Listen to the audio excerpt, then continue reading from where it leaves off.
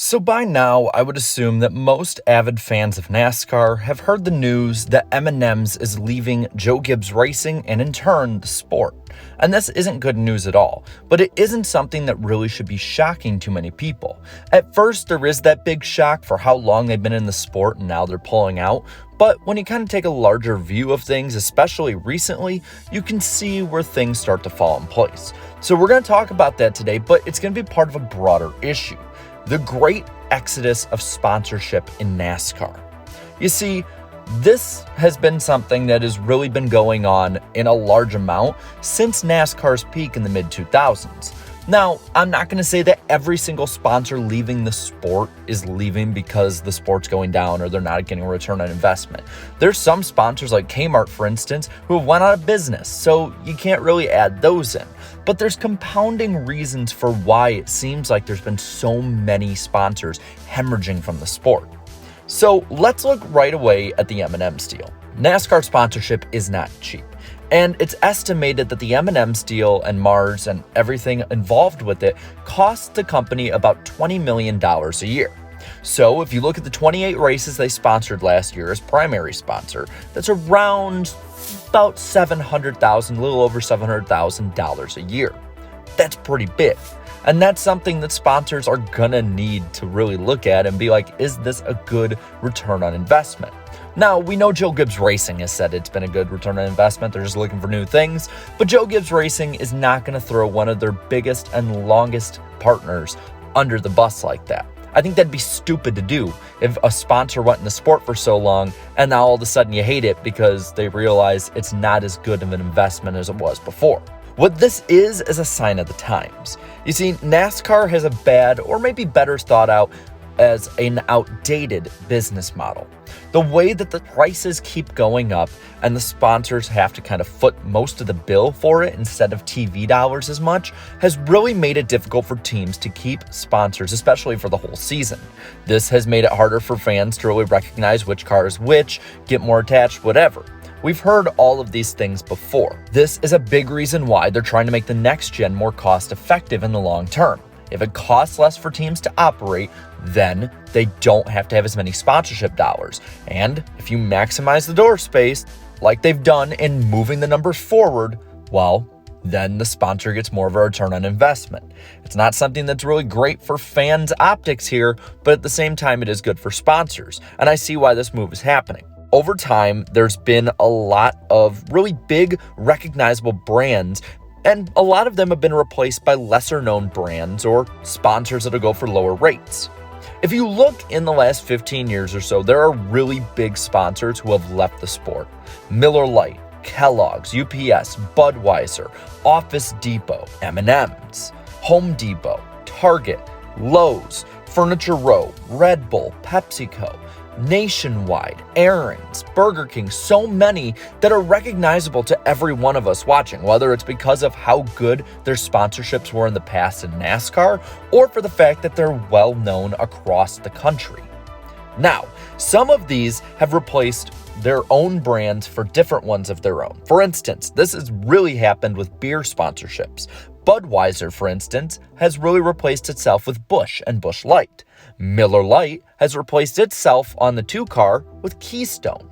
You've also seen different sponsors make their deals go down. For instance, DuPont used to sponsor Jeff Gordon for the entirety of the season, and you saw them sort of lowering the amounts of races they sponsored, but with Axalta, they really didn't sponsor that many over the end of the 2010s. They kind of went down and down and down with the races they sponsored, whether it was for Jeff Gordon, Dale Earnhardt Jr., or Alex Bowman, or William Byron. Some of these sponsors just don't need to be in NASCAR. It's no secret that NASCAR's viewership has went down, so when you have lesser viewership, and it didn't seem like NASCAR was growing by any means, and it still isn't, even if it's flatlined, doesn't mean it's growing.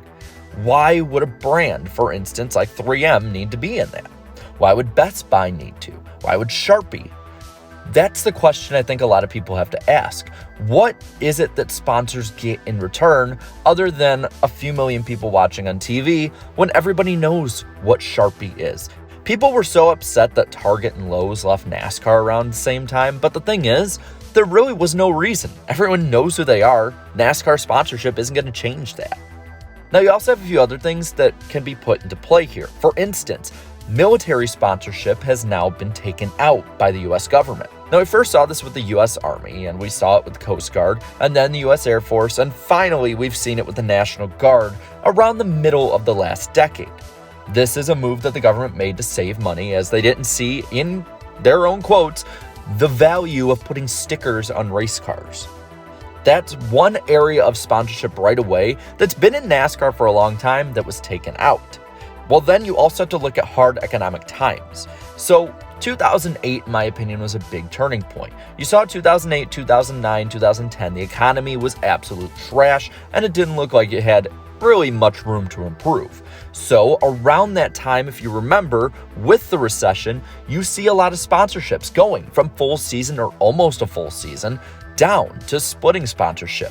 The most well-known of these at the time was Dale Earnhardt Jr., going from having Budweiser for a full season in 2007 with DEI to having AMP Energy with PepsiCo split the season with National Guard in 2008 about halfway.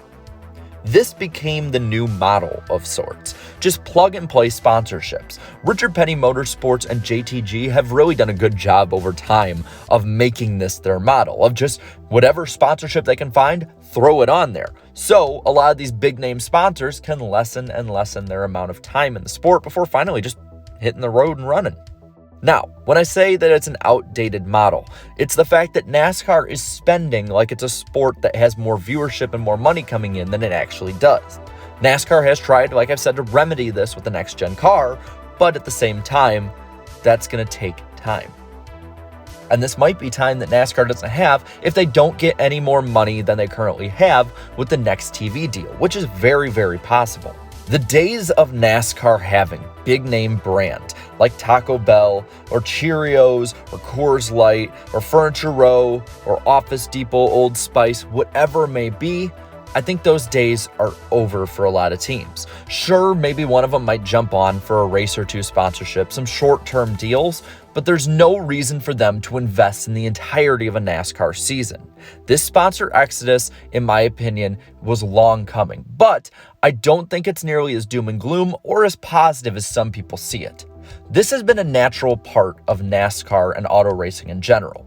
Sponsor turnover has been there since the beginning. I dare you to do this. Look back to 1980 in NASCAR history books or online, on Racing Reference, wherever you may, and look at the sponsorships that were around the sport at the time. Now, go forward to 2000.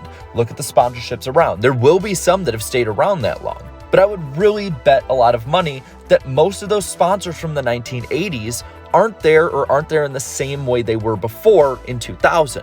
Now, do the same thing with 2000 compared to 2020.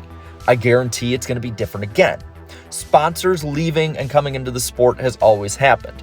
Different times call for different sponsorships, different times call for different team needs. So that's something that I think a lot of people need to accept. This isn't like the NFL or NBA, where there's a constant all the time.